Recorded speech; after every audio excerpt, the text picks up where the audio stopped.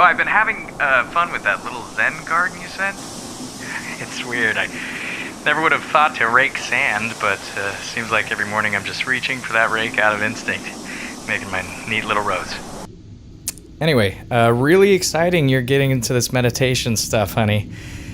So, I got some difficult news. There's been a little hitch with the job up here. I'm sure it's just temporary, but they've put my job on hold. I'm sure I'll be back online eventually. It's not like they can it's not like they can fire me. I mean, this is a one-way trip. I can't I can't go home.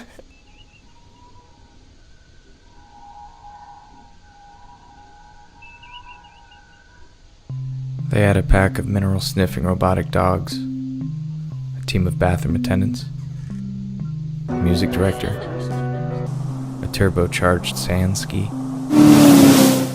a saltwater pool. They even paid a guy to sleep. Ted, he got paid to sleep. That's it. But apparently there wasn't a need for thoughtfully designed t-shirts, buttons, and other graphic communications. One day you're sitting at your desk making beautiful new signage and you get a call from some fleece-wearing butthead on Earth. He tells you they're reevaluating your role, that you should hold tight while they figure out the next steps. So you say, okay, sure, and sit there with a fake smile plastered across your face, waiting. Waiting for a call that never comes. I made sure people around the office knew I was looking for a new gig, but nothing came of it. One day I went to lunch and just never came back. That's when I started in on the DVD box sets and the chips. I have to say, I didn't miss the office. When I got lonely, I'd go see Ted in the sleep tank. I'd look through that little hatch and wonder what kind of heartbreaking, beautiful dreams were running through that head of his. When I saw the pictures of my wife moving in with her meditation instructor, I wasn't surprised. They'd taken several trips to New Mexico together, but I was disappointed and angry. It was actually her idea for me to go to Mars in the first place, which makes sense now. I fell into a deep depression. I'd spent entire weeks lying in bed thinking about every mistake I'd ever made. One afternoon, I got an all-company email. There'd been another gravity accident, and Carol from Human Resources had been decapitated. Carol was a terrific woman, but as you can imagine, the first thing to cross my mind was job opening.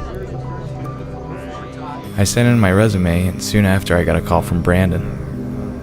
He said, "You're a super guy, Jeff, and you're super talented, but we decided to go with Ted on this one."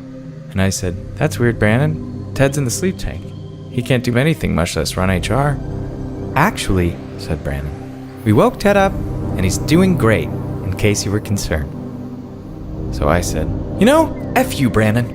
I love Ted, but I need that job. I've got nothing up here. I'm addicted to barbecue potato chips, and I haven't felt an emotion outside of sadness or anger in 6 months. And he's just like, "Sorry, bud. I hear you, but Ted's just a better culture fit."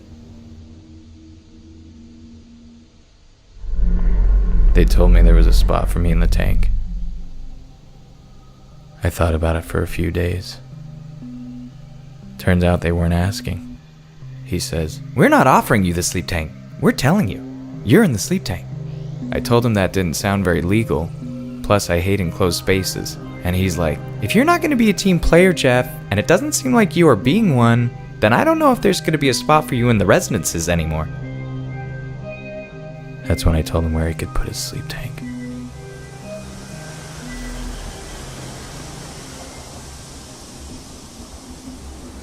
Sooner or later, every man comes to a crossroads.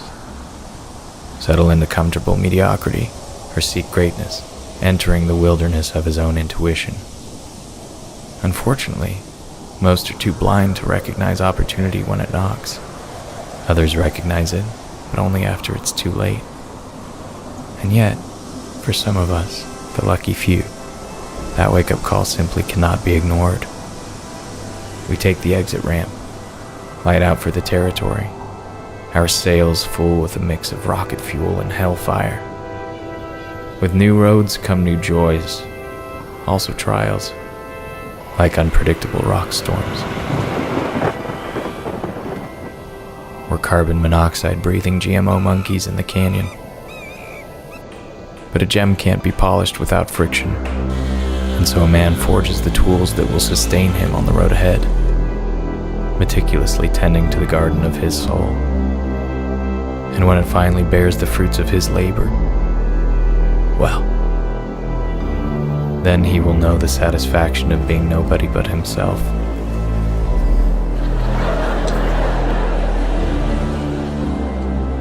A colony of one.